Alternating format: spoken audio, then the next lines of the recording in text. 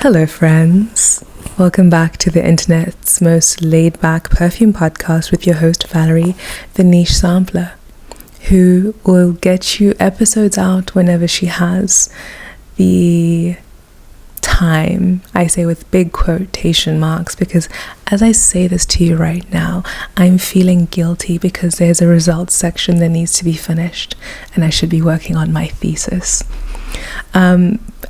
So that's just kind of where I'm at the moment. I'm writing my PhD thesis, which it's a really interesting and tough time to be in because I don't think people can understand what it's like unless they actually go through it themselves under the same circumstances. So, like as a PhD student, you understand that while you have employment rights, like I'm a salaried employee at my university and at my institution, the practical implementation of those rights can be in direct conflict with my goals as a PhD. Meaning, if I need to get certain data, my time is not protected. If I need to finish something by a certain deadline, my time is not protected. If I need to wake up at 5 o'clock in the morning and write, if I need to write all over the weekend, that's what I need to do.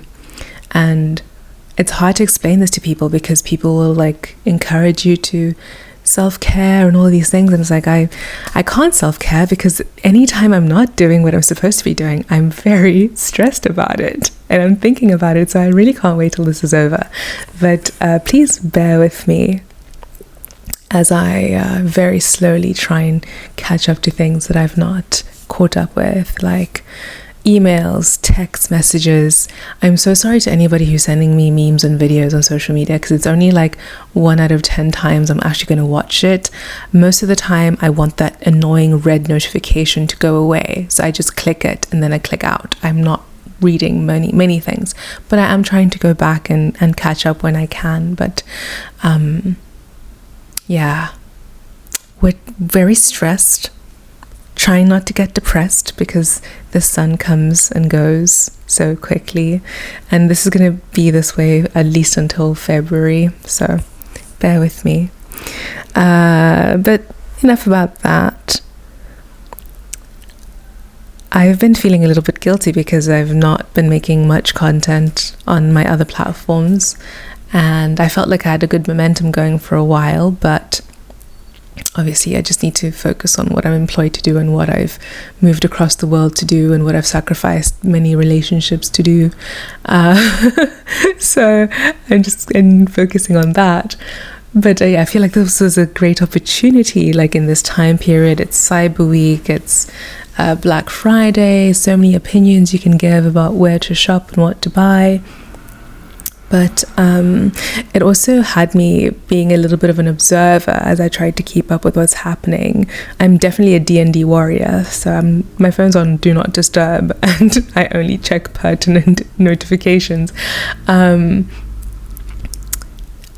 realized that in this niche, we really contribute so much to people's sense of how to do life and how to live, and that's so scary to me because I haven't watched the video, but there was a video released called The Death of Personal Style, and I also saw a video where a woman was asking for help on what to buy to go spend time with her wealthy partner's family because the last time she was with them, she was wearing her Reformation dresses and she felt self-conscious. And this made me think about how so few people maybe don't have the luxury but don't take the time to craft a sense of self and an identity. Because I mean, that's the point of personal style, by the way. It's supposed to be kind of a way you communicate yourself to other people, and they can interpret it as they will, but the way you communicate yourself is supposed to allow you to feel comfortable in different spaces, right? So like how you dress, like I never feel overdressed or underdressed in any situation because this is my self-expression and therefore I'm here to be myself, so I'm going to be okay in any environment. And that self-assuredness and that self-confidence is really the main object of these devices that we use by, compiling external factors that express something about ourselves. And also with fragrance, it's the same thing. I think it's really, I've spoken about this before, I think it's scary that we rely on trends to tell us like what is good or what is interesting, and we don't form opinions for ourselves. And it's so rampant, like it's like horrible, but I understand why there's this whole NPC analogy on the internet, how some people are living their lives as non-playable characters because they would rather just be programmed. And I suppose in a way it's marketable, right? It's useful. That's why a lot of us have platforms. Although I do hope that my platform is more one for discovery rather than a way to dictate what people should or should not do. And I think it's more for discovery anyway, because I don't think I'm influential in a way where I'm leading people to be in a certain way. I think it's just kind of like an encyclopedia that might be nice to listen to. Like, that's what I hope my platform is giving. And that's also what I hope people learn for themselves. I think that in my 20s, I've had a lot of time for self-discovery, and I think a lot of that is because I've had the privilege of being away from the environment in which I grew up. Not because it was a bad environment, but it was because it allowed me space to self-express outside of the context of who I have been and who people know me to be, which means that I can decide who I am and how I want to dress, act, express without people trying to maintain a past version of myself. And sometimes you really do get caught up in like past versions of yourself when you're around people you grew up with. But I also think it's good when you are growing and developing and changing that other people are doing it in the same way, and you discuss these changes, and then that helps reframe your perception of somebody else. I mean, I know I see it with my sister. We've been kind of developing in parallel across the world from each other, and we grew up together and we were kind of almost like twin associated, so people would kind of lump us in a group.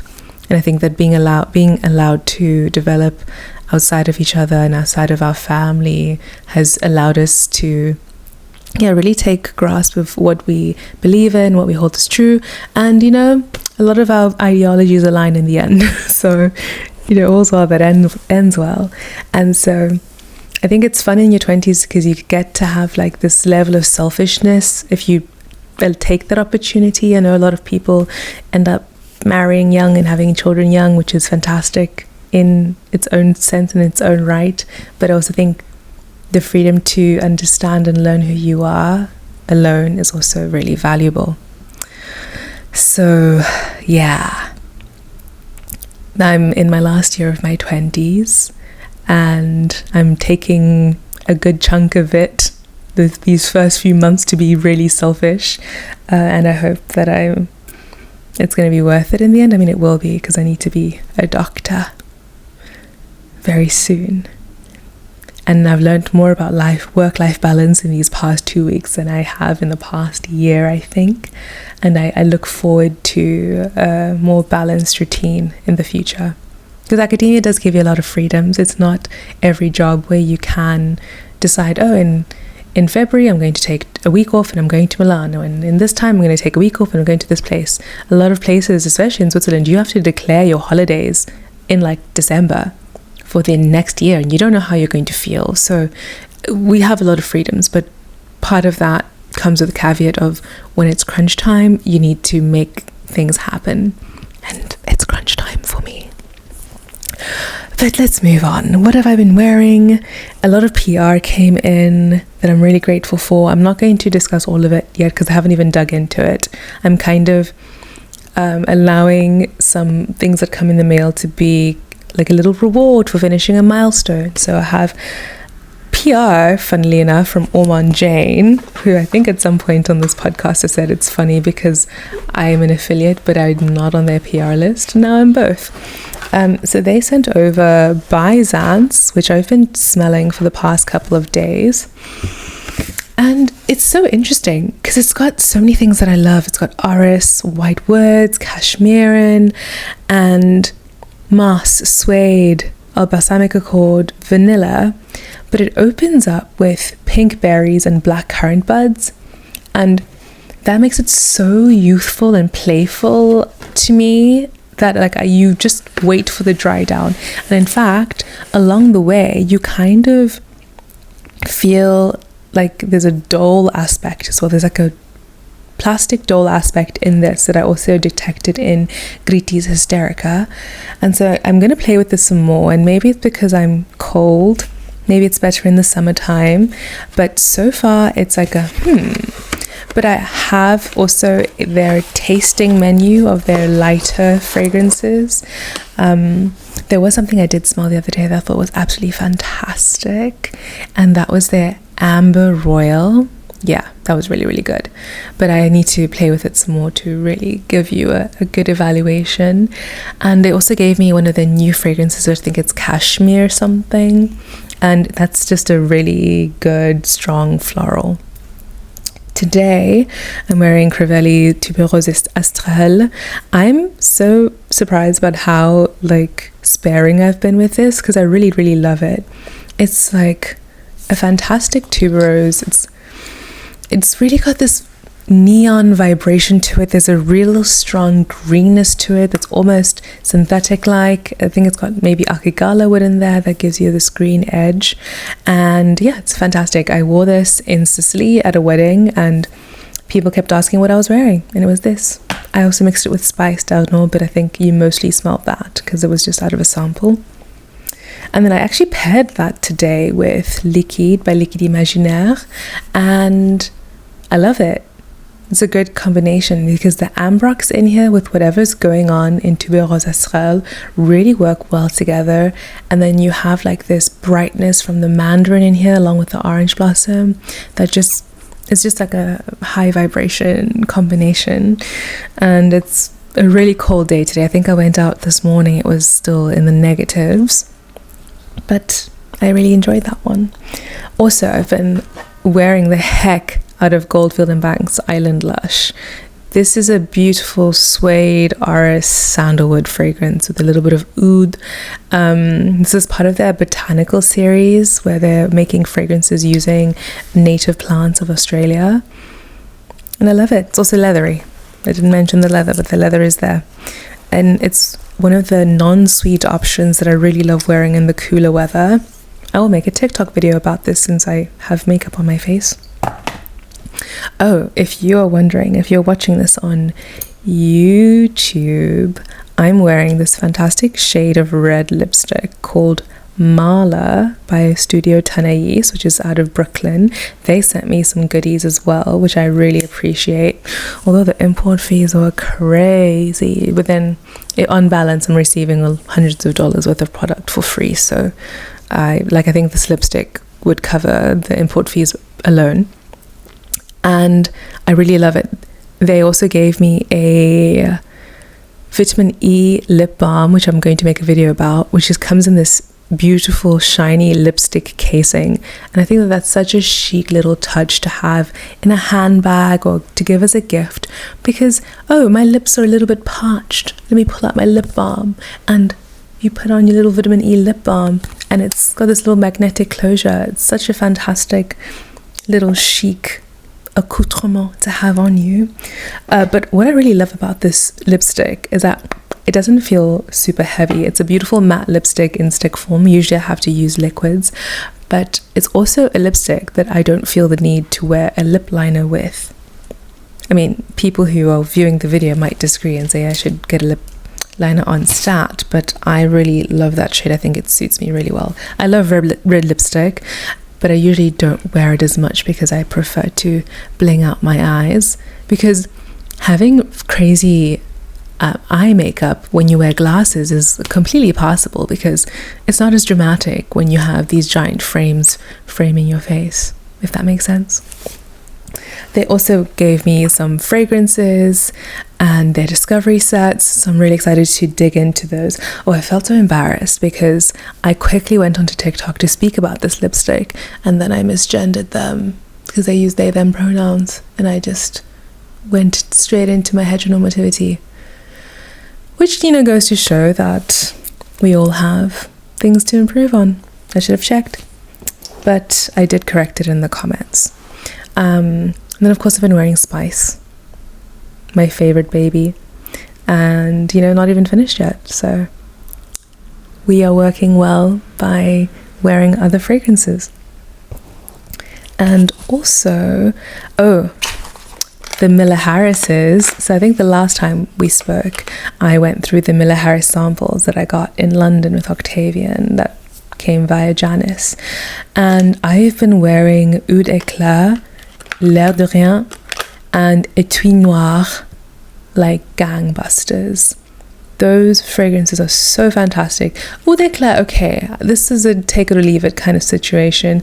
I am happy with Muscat as my main oud, and Quintessence by Manos Gerakinis as my ouds. Quintessence being more ambery and fruity oud, and Muscat being more of your traditional dense oud. But Oud Eclat is like a nice, fun, sweet, woody fragrance, and it's just an easy reach kind of thing. Like, I won't necessarily go out of my way to buy this, but it's nice. And then L'air de Rien, I really appreciate, really enjoy. I would love to have this as well. I could do this in a small format. I've been looking for good deals. I haven't found any. But also it does kind of give me similar vibes to something like Isara by Dusita, in the way that there is a muskiness that has a little bit of a sweetened aspect with a dry grassiness to it. And I think like L'air de Rien has some similarities in that sense. So also, if you like L'air de Rien, I'm sure you'd also like Sweet Grass, which is being renamed to Grasslands, I believe, by Libertine Fragrance, which was going to be renamed to Paraphrase. So watch out for that. Shame Josh has kind of been going through it these days with some logistic stuff, but I'm sure everything's going to be sorted out. Then I've been wearing Ultima Storia by Thomas de Monaco. This is something that I really have loved over time. But having smelled the new Merit Beauty fragrance, and also owning Born Dreamer, I have to say this is one of those fragrances that is like a fancy Born Dreamer, because in the sample that I've been using, the pear wasn't such a strong prominent feature, but now it is. But I suppose that's what happens when you have an extrait de parfum, you know, things are persistent. But the texture in this is what gets me the most. It's so fantastic. It feels papery. I don't know how to describe it. If you've ever had a communion wafer instead of bread at a Eucharist service, it feels like the way that the wafer kind of melts on your tongue, but is also dehydrating your tongue at the same time. Like, that's the texture that I feel in Ultima Storia by Thomas de Monaco. But I've really been loving that one as well. Although I have been also reaching for my sample of Fuego Futuro. I'm in this mood where I want deep botanicals rather than sweet things. Although I have been wearing sweet things, let's talk about the fact that I'm taking everything out of my Kayali travel pouch. The Boujee Marshmallow PR kit. I have to re-emphasize, nobody does PR like Kayali. Right now I'm wearing my Kayali slippers. They're really good quality. I am one of those people that doesn't like spending money on practical things, so I never buy good quality slippers, and these are such fantastic quality. Like, these have been my staple in my apartment. I actually did happen to buy some slippers before I went into the UK, so I do have a decent pair, but these are much better than them. And I also take the slippers from hotel rooms because I just love that feeling. But the scent itself, Boujee, like I've put a dent in it. It's another one of those scents where it's like so sweet and fruity. This is not my style. I don't think people would smell that and think, oh yeah, Valerie. But there's this delicious caramelized vanilla in there that just speaks to me. And it's been kind of marketed as a layering fragrance, and it works so well. Sometimes I'm like, I need to sweeten something up. I'll put some yum on, and it works beautifully, so perfectly.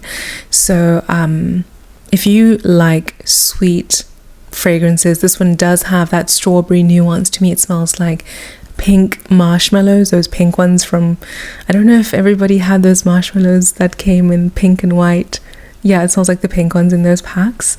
I don't really get like a milkshake aspect to it, and for me, I struggle when there is such a super sweet vanilla in there, because there's a lot of vanilla in, I think, the raw material. I struggle with getting creaminess out of it, because to me the sweetness kind of overrides that. Just like a meringue, I guess, if you know, like the egg white meringue, because like if you put a lot of sugar in it, if you want to make hard meringues, you have so much sugar in there, it's basically sugar and egg, you don't actually get that creaminess on the fluffiness of the egg. That's a weird analogy, weird journey to get to the fact that it's not creamy to me, but it is strawberry and marshmallow like, and very, very vanillic and very, very sweet. If you don't like sweet fragrances, I don't think it's for you. If you do, if you are generally a lover of Kayali, you love Yum Pistachio, you love the vanillas, you will love that for sure. And I think that right now my Kayali ranking, actually I'm waiting on an order that I made from Huda. My Kayali ranking as it stands is Velvet Santal. I'm getting in Smoky Oud because it's a Harrods exclusive. I smelled it at Harrods. I just got myself a little bit of a 10 ml for my pile of milestone little presents.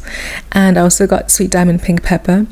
But I think, yeah, Sweet Diamond, and then I would put Invite Only. And then I would put, the Cherry, Burning Love Fest. And then I would put Yum Boujee, and then I would put Vanilla Rock Candy. I think that's kind of my favorite Kayali tier list, if you were interested. Also, let me just take a little hiatus before we go on. But I think it's really interesting looking at the differences in communities across different platforms. Like on YouTube, for instance, I don't feel like I'm in community with anybody, except for the people who frequent my page.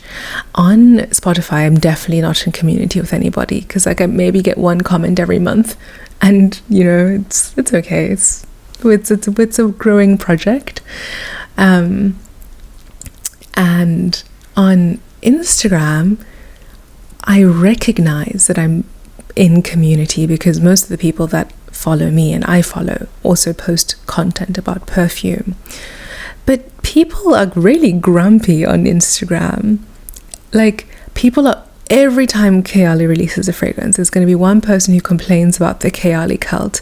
And I think, you know, I really wish you had interesting things going on in your life such that you would not feel the need to do that. If you don't like Kayali, don't engage with the content. And if you really dislike it so much, then disengage from anybody who receives the PR and posts about it. Just disengage. And they also complain about each other. They're like, oh, this person is hiding their likes and views so that they can scam brands into sending them PR. It just feels like Instagram is a PR-laden place. Not laden, so like a PR-focused, a PR-centric place. And on one hand, this ties into what I said about being a silly billy and receiving product for content in exchange. It's funny, a brand, I got offered such a deal and I had to tell them I don't do that, I'm sorry. It's not big-headed, it's just about your time and how much it's worth. And luckily for me, I'm very conscious of it, because if I'm dedicating time to creating content, I'm taking time away from my PhD. And so it has to be worth my while, especially if your product's not that great. Or if it's, I remember it was, I'm not going to call them out, but there was a brand that I have seen at Exxon's multiple times that went into my DM and said, we have this new release, we'd love to send it to you. In exchange, we want this, and that, and your payment will be this product. So you want me to give you, I think I spoke about this before, you want me to make content about your product, and then the payment is the product that I need to make the content about the product. Very weird. Not cutesy. And then, I mean, it's also a little game of integrity, right? I think it was, I can't remember the author, but the perks of being a wallflower, we accept the love we think we deserve. It's the same thing with content creation. You accept the payment you think you deserve. Because on Instagram, I think a lot of people are just really happy to receive free perfume and are happy to just, you know, make sure that they post about it in exchange. And I think that if you value your work, then you shouldn't accept that. And on top of that, if you are going to begrudge other people who do get PR and you think they don't deserve it, maybe you need to rethink your relationship with the content creation space and with fragrance as a whole. Because I mean, at this point in time, I've got more fragrance than I can use in a lifetime. I really do. Although I do still end up finishing bottles. So to me, I'm always honored when people think that my content and my voice is something that they think aligns with their brand or they want to lend to their brand, but it's not a priority for me to consistently get bottles all the time. But TikTok is still the place to be, in my opinion. We have the most fun there. Yes, there's often drama, but at least we say things out loud. There's no passive-aggressive story posts. We just say, hey, this is what I believe in, or this is what I don't believe in. And we get over it. And like I said, cancel culture doesn't exist. Because you'll find that a certain influencer has resurged and they're completely fine. Like I thought.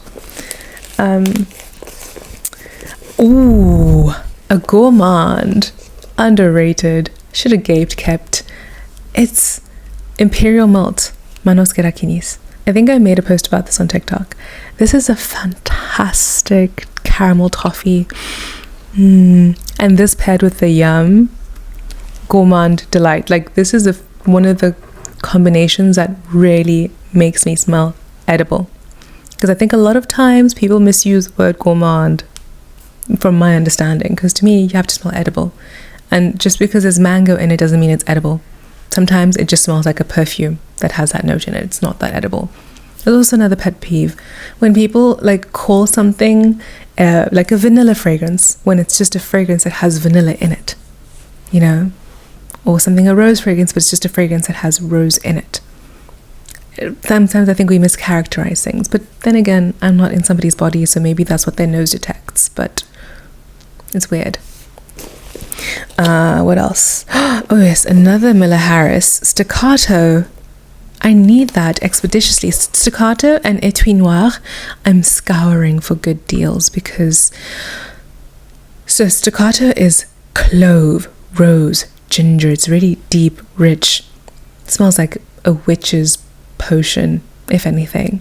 Not in a dark way, but just kind of like a protection spell. Or an abundance spell, because you know that always has like clove and nutmeg and cinnamon involved. And then Etui Noir is just like an incense orris that's deep, again no sweet, just dry. And I think that this is my orris scent. Like, everybody wants their certain note fragrance. Etui Noir is my orris, and it will be mine at some point. I just need to be financially responsible for like 6 months because I have so many things to do, and I'm coming to the end of my project, which means at some point I need to find a job, and you got to have a little bit of a cushion, you know, got to be financially responsible. Aquila Absolute, something I'm revisiting. This is a decant that I got from Maria, and because I had a travel size and I used that all up, and I've fallen in love with it all over again. This episode this week was supposed to be everything Electimuss, but I decided to go a different direction because the Electimuss sample set is actually quite intimidating to think about doing it in an afternoon in a session, but we will get through it.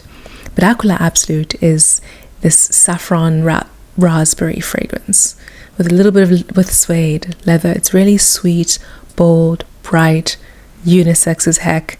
Also quite synthetic, but in a good way. I love it. This is, again, one of my top Electimuss fragrances. If we're going to do a tier list, again, obviously top is spice. Then I would put Aquila. Then I would put Vanilla Edesia. Then I would put I think those are my top 3 for now. I used to love Capua, as you knew, but then while that one is also synthetic, the syntheticness is too much for me. If it's a woody vetiver fragrance, I need more of the woodiness and vetiver-ness, you know what I mean? So yeah, those are my favorite Electimusses at the moment. I also do enjoy Caspian Cherry, but I'm just finding myself not reaching for it as much. Like, I will use it, but I'm just not reaching for it as much because it's so dense. And apparently the mood I've been in is dry, nothing sweet, or very sweet gourmand. Like, those have been my extremes at the moment. And then of course, because I'm it's Sagittarius season, I'm in the mode of academics. I've been wearing a lot of Guerlain Patchouli Paris. I really appreciate this, and this low-key has also helped me in like curbing my enthusiasm for wanting to say yes to everything, and like taking lowball deals, because it's like, okay, you want to send me your fragrance and that is the payment, and I have to make content about it. Well, Guerlain didn't say I have to say anything about their fragrance, so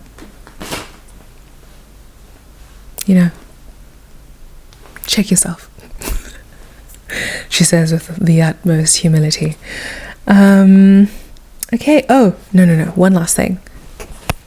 Still, Bvlgari Orom.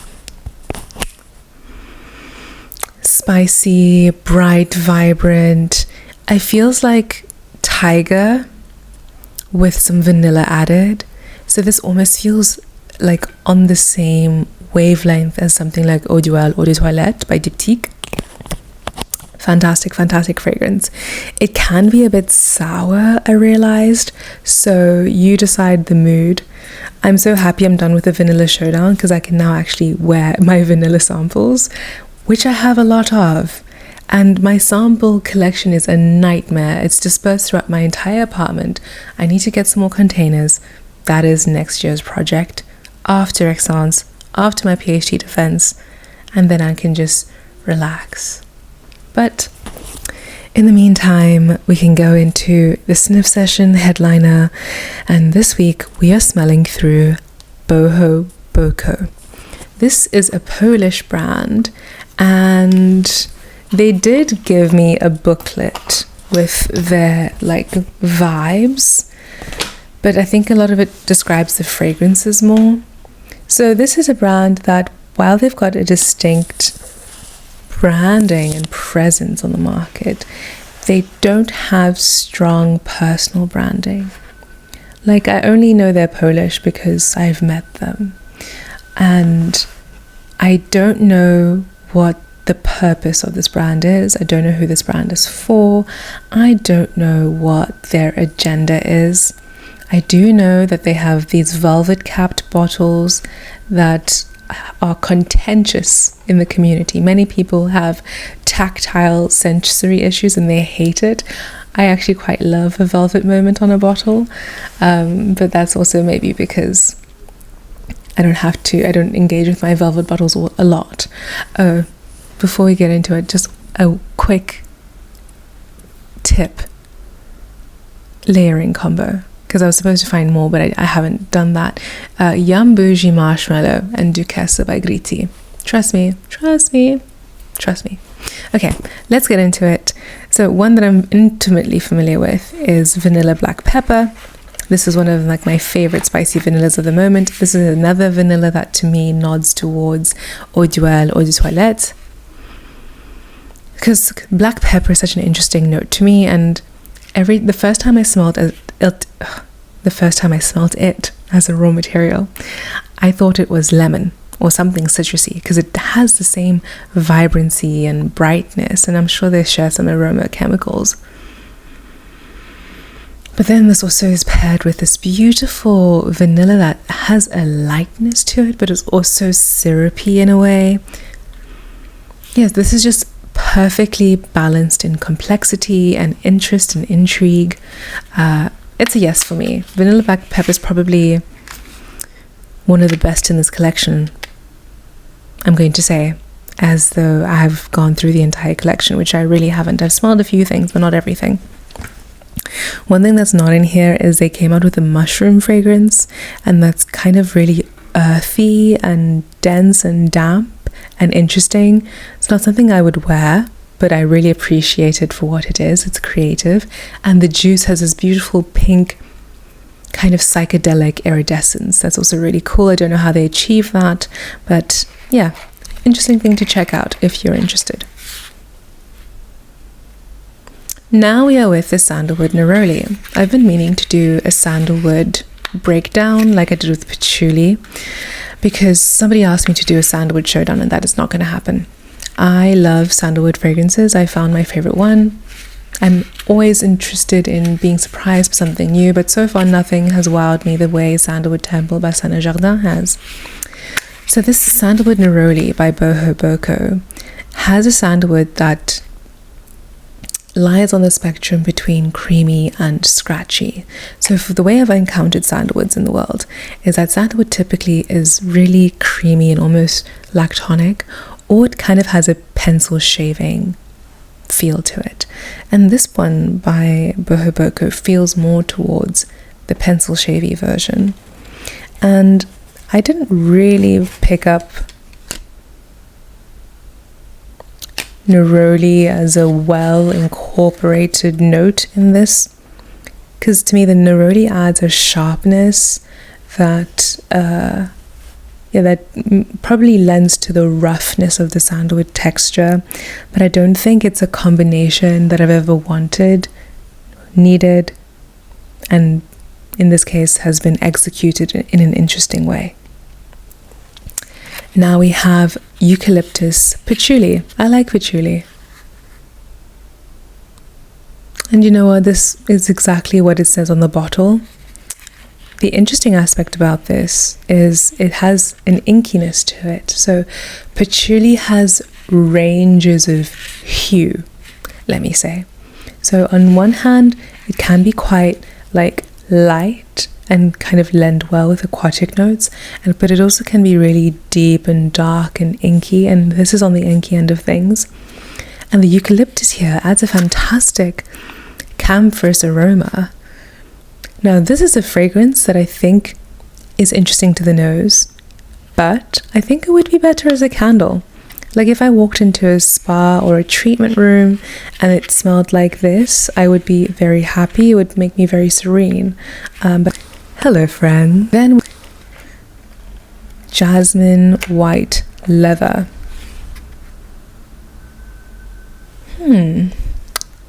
There is something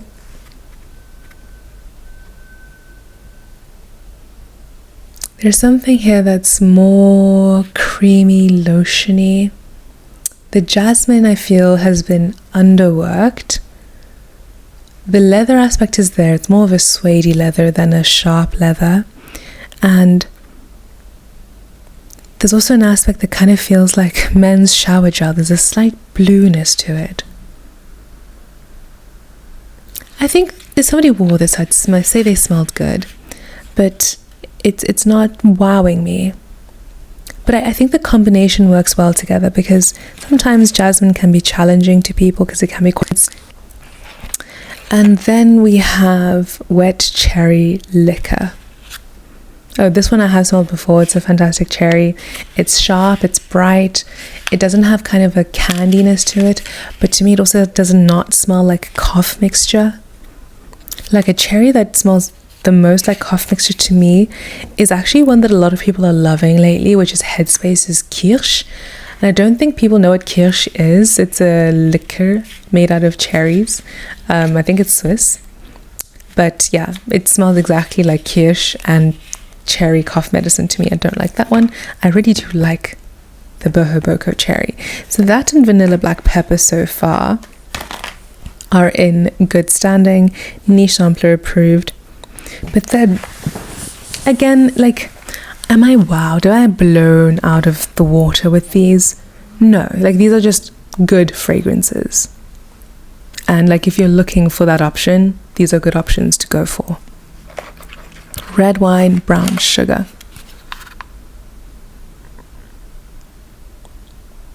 This one just smells dusty to me. Like,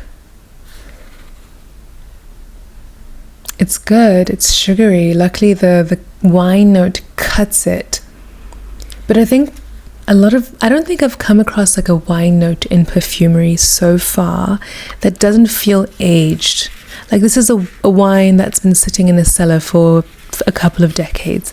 I've never smelled like a nice young wine, or smelled like the nuances of a Bordeaux versus like a Pinot Noir or something. I'd love for somebody to really like go into wine notes in a more nuanced way, but that's just me. Then Eternal Lily Amber. I have worn this on skin, and what upsets me is that on paper this is fantastic. You've got a beautiful classic amber that's not like powdery a la Shalimar or Grand Soir, but it's more like ambery, like the amber stone. And then the lily, admittedly, is more like a soapy white floral, but on my skin it just turns into the most generic white floral mass market fragrance that you could imagine, and so it just falls short. It really falls short. Then we have Dark Vinyl Musk, which when I was preparing these things really intrigued me, and I think this is something I have to put on skin, because this is one of those times where musk does not mean Body Shop white musk. It's a little animalic, it's a little bit growly, and vinyl, I suppose, is a plastic, and I don't know if they're referring to the music or the plastic note, but this I actually like. But this, to me, I know what it does. It's got this kind of fuzziness that more animalic fragrances like Orta Parisicoa or Seminalis or Bocanera or even Andrea Marc Entrance have. It's not exactly the same, but it's got that kind of fuzzy muskiness that leans towards the animal, but in this case it's a bit more tame. I wouldn't say this is something scandalous or skanky. Yes, and then you have this weird vinyl, dark, burnt plastic situation coming through. Not burnt, melting plastic in particular. So yeah, this is actually interesting. It does like hit the back of your throat like, oh, I'm around too many chemicals. I don't know if there's a nuanced feeling that you have if you've worked in a lab, but I feel that way. Then we have the Wild Carrot Oud. So this is so interesting to me because a lot of people love this and I don't as much. So the Wild Carrot is fun because it's kind of a dirty orris kind of smell, because, well, carrot and iris are often interchanged in perfumery, and so that's where you get the Wild Carrot from. And then the Oud is quite animalic, or like a little bit skanky, a little bit stanky. Like, I don't think I would wear this and feel confident to walk out into the world. Like, I'm not that brave. But overall, it's an oud that's more interesting than a lot of the oud accords on the market. So there's that. But you really have to be a certain kind of person to enjoy this one. But I do appreciate that it is an oud that doesn't lean on sweetness or lean on some rose to get by. So on that hand, it has its merit, but it's not for me. And now we're going into Olibanum Gardenia. So Olibanum is like more of an incense resin, and I think it's also secreted by some tree. And this is interesting because it has like this muskiness that I often find in some incense fragrances. And so you have that muskiness, and I don't know who's supplying their white floral accords, but this gardenia is awful. It's again a soapy white floral, non-distinct from the white floral in the lily, from the white floral in the jasmine. Who's ever supplying the white florals, you maybe need to reevaluate. Like, maybe let's talk to somebody. Let's talk to Givaudan, let's talk to IFF. Somebody needs to hook you guys up with some proper white florals. And I'm not sure what the premise is behind the specific combinations, but yeah.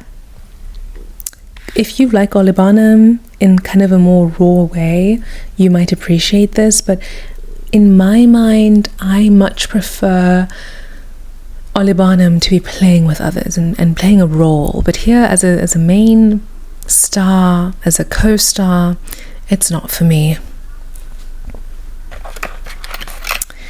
Now we've got coffee white flowers. So nobody's topping Dunham Vietnamese coffee when it comes to coffee notes. What I often find, I don't know what's going on, is that the coffee is dusty. It feels like coffee grounds that have been left in a shelf somewhere and that have been left to gather dust and have been neglected for years. So that's what coffee notes often come across as to me in perfumery. This is the same as the coffee note in Terra Mia by Cartusia, if you've ever smelled that. It's just not pleasant. It's not quite there. You can feel the ode to coffee, like you can distinctly pick it out, but it's not like a coffee that you would want to wear to me, or a coffee that's realistic in any way. There is a little bit of a creaminess to it, and there is a kind of a chocolatiness the deeper you smell. And again, insipid white florals that are not interesting, barely there, barely playing a role. No. Yellow rose and incense. Now this is interesting because I do get yellow for sure. And what I appreciate about this incense is not that it's not a resin incense, it's more like a stick incense.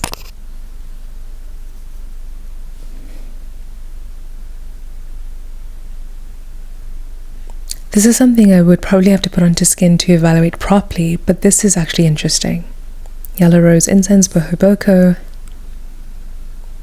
Just because it's bringing up an actual visual for me, like I feel the yellowness. Of course, yellow roses don't smell like this, but I'm intrigued. I need to spend more time with it. So far, it's on the pile. And then we've got sea salt caramel. This I've also smelled before.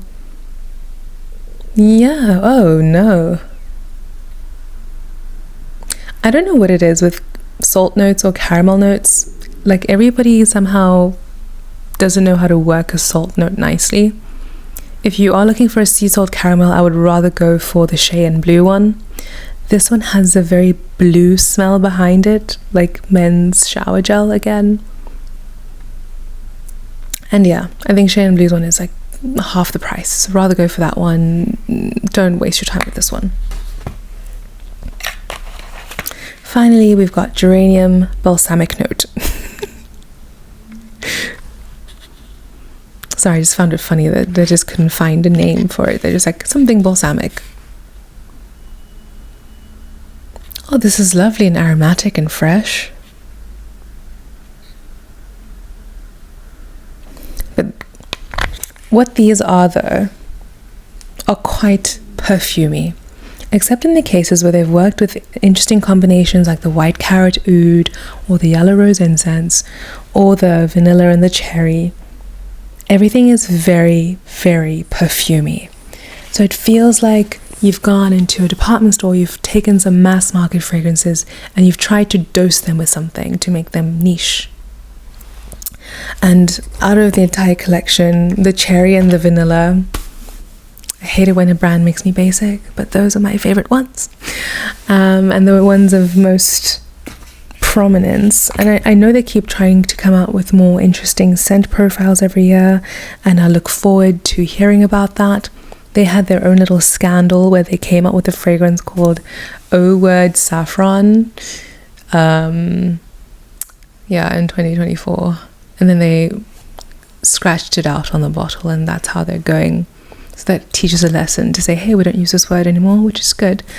But yeah, I don't really think like this is a brand that I'd be so eager to watch and follow the new releases out of. I think maybe if something is as hyped as the wet cherry liquor, I might, pay attention. But so far, I'm not so impressed with the perfumery that I think it's a brand that I would immediately tell somebody to sample from. I think, yeah, I'm not that impressed. Not that impressed by them. And it's interesting, Remy the other day had a video where he was talking about the way the fragrance industry is going to change, and one of his points is that niche is not going to be a term that's widely used anymore. And it's because there's so many brands and the market is so saturated that it's kind of lost meaning. Because niche used to imply a certain experience, a certain fragrance, a certain expectation for customers. And I think I agree with him that there's so many brands that fall under the niche umbrella now that aren't necessarily providing that. So now these more subdivisions are going to come through. And I like the term haute parfumerie or high perfumery or just fine fragrance, because a lot of these brands, despite being non-designer independent brands, they are just putting out just okay fine fragrances. And I think this one barely falls into that category. I think that if they decided to make clothes, it could easily be a designer brand. And for instance, I would say Comme des Garçons, which is a designer fragrance brand, is much better than Bohoboco. And so is Costume National. So, I mean, of course, everything depends on your sensibilities, on your preferences, but I wouldn't run home to write about these scents. So, yeah, that's it from me. I will see you when I see you. Thank you for tuning in and listening if you have, and thank you for your patience. And if you're in the market for a new fragrance, sample before you buy. Make sure it really suits you, fits you, something that you're happy to express about yourself. But as always, happy sniffing.